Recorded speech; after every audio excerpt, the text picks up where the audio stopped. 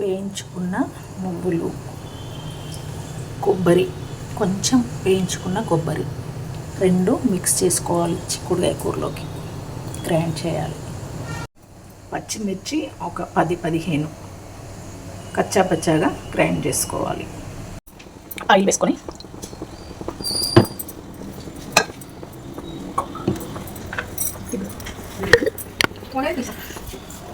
జీలకర్ర, ఆవాలు,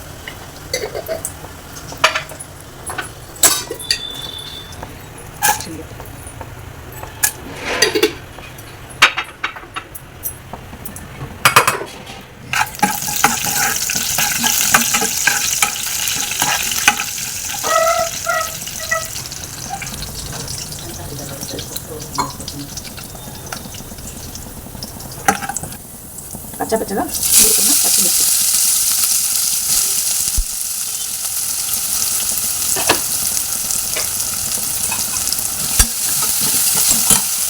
ఆనియన్స్,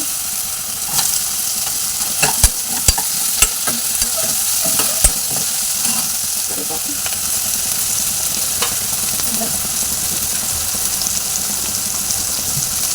అల్లం వెల్లిపాయ పేస్ట్, పసుపు, ఇంగువ అన్నీ మంచిగా ఫ్రై కావాలి. పచ్చి వాసన పోయే వరకు ఫ్రై చేసుకోవాలి. మరి 3 టమాటాలు కట్ చేసుకుని వేసుకోవాలి. వీటితో పాటు టమాటాలు కూడా మామూలుగా వేసుకున్నాం. సరిపడేంత ఉప్పు, నచ్చితే వేసుకోవచ్చు, లేదంటే లేదు. కాకపోతే మంచి టేస్ట్ మాత్రం చిక్కుడుకాయ కూడా బాగుంటుంది.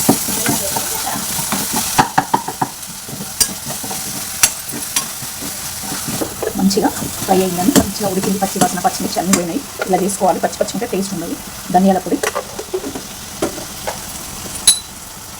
నువ్వులు, కొబ్బరి కలిపిన 2 పొళ్ళు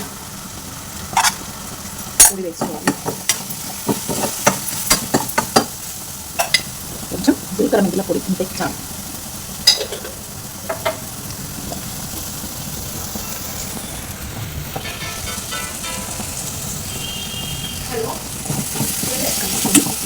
ఉడికించుకున్న చిక్కుడుకాయ ముక్కలు వేసుకోవాలి.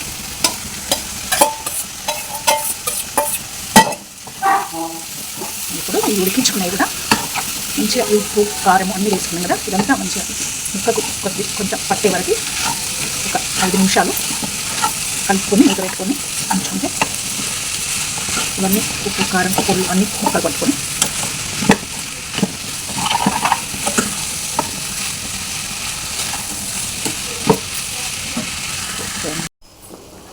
5 నిమిషాలు సిమ్లో ఉంచుకోవాలి. మూత పెట్టుకోండి.